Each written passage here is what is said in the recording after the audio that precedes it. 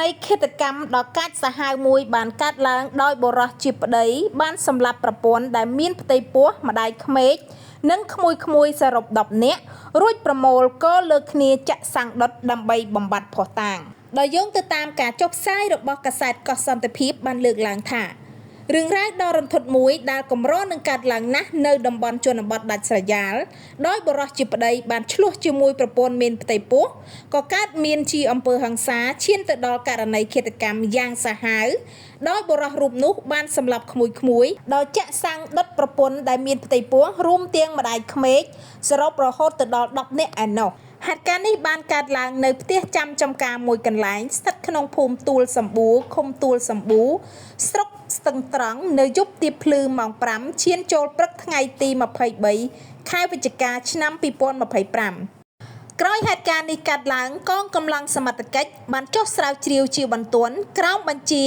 ពីលោកឧត្តមសេនីយ៍ស្នងការនគរបាលខេត្តឈានដល់ការចាប់ខ្លួនបុរសជាប្តីបញ្ជូនមកកាន់ស្នងការនគរបាលខេត្តលោកវ៉ាស្រេងមេឃុំទូលសម្បួរបានប្រាប់ឲ្យដឹងថាដើមហេតុដំបូងនាងជាប្រពន្ធរងគ្រោះ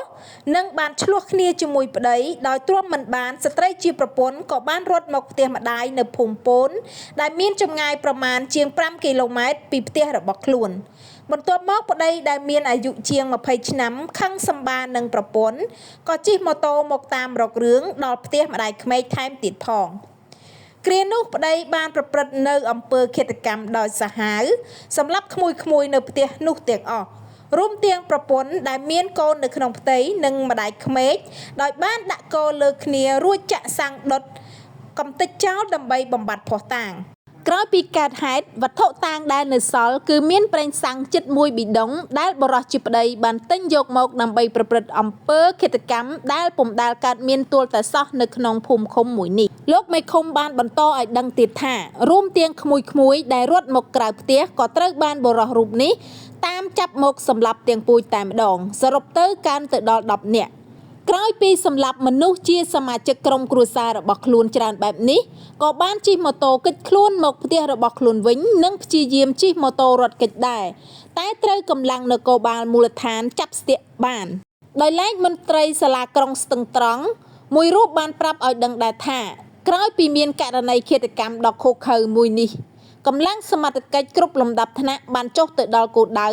ដើម្បីហ៊ុំព័ទ្ធធ្វើការត្រួតពិនិត្យដោយមានទាំងនគរបាលបច្ចេកទេសនៃស្នងការនគរបាលខេត្តសហការជាមួយនឹងអង្គការ CPU របស់អូស្ត្រាលីបានមកដល់ឃុំសម្បួរស្រុកស្ទឹងត្រង់ធ្វើការអង្កេតលើករណីនេះផងដែរជនសង្ស័យជាប្តីឈ្មោះសុបិនវិញ្ញាអាយុ21ឆ្នាំរស់នៅភូមិគីឡូ10ឃុំអរិយថ្នោតស្រុកស្ទឹងត្រង់ខេត្តកំពង់ចាមបានកាប់សម្លាប់និងដុតប្រពន្ធម្ដាយក្មេកនិងក្មួយដែលត្រូវជាសាច់ថ្លៃសរុបទាំងអស់ចំនួន9នាក់រួមមាន1ឈ្មោះសុនស្រឿនភេទស្រីអាយុ67ឆ្នាំរស់នៅទួលសម្បួរឃុំទួលសម្បួរស្រុកស្ទឹងត្រង់ខេត្តកំពង់ចាមត្រូវជាម្ដាយក្មេកនិងជនសង្ស័យ2ឈ្មោះធាតាំងលីភេទស្រីអាយុ20ឆ្នាំមានផ្ទៃពោះត្រូវជាប្រពន្ធរបស់ជនសង្ស័យរស់នៅភូមិទួលសម្បួរឃុំទួលសម្បួរស្រុកស្ទឹងត្រង់ខេត្តកំពង់ចាម3ឈ្មោះស៊ីមវិសាលភេទស្រីអាយុ14ឆ្នាំរស់នៅភូមិទួលសម្បួរឃុំទួលសម្បួរស្រុកស្ទឹងត្រង់ខេត្តកំពង់ចាម4ឈ្មោះផាបូតាភេទប្រុសអាយុ13ឆ្នាំរស់នៅភូមិទួលសម្បួរឃុំទួលសម្បួរស្រុកស្ទឹងត្រង់ខេត្តកំពង់ចាម5ឈ្មោះផាស្រីតានភេទស្រីអាយុ11ឆ្នាំរស់នៅភូមិទួលសម្បួរឃុំទួលសម្បួរស្រុកស្ទឹងត្រង់ខេត្តកំពង់ចាម6ឈ្មោះធាថៈភេទប្រុសអាយុ7ឆ្នាំរស់នៅភូមិទួលសម្បួរឃុំទួលសម្បួរស្រុកស្ទឹងត្រង់ខេត្តកំពង់ចាម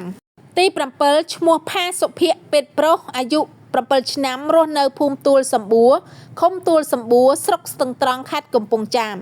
ទី8ឈ្មោះផាសំភ័សភេទស្រីអាយុ4ឆ្នាំរស់នៅភូមិទួលសម្បួរឃុំទួលសម្បួរស្រុកស្ទឹងត្រង់ខេត្តកំពង់ចាមទី9ឈ្មោះណាតនាងភេទស្រីអាយុ21ឆ្នាំរស់នៅភូមិទួលសម្បួរឃុំទួលសម្បួរស្រុកស្ទឹងត្រង់ខេត្តកំពង់ចាមសូមបញ្ជាក់ផងដែរថាសរុបទាំងកូនក្នុងផ្ទៃរបស់ស្ត្រីជាប្រពន្ធជនសង្ស័យ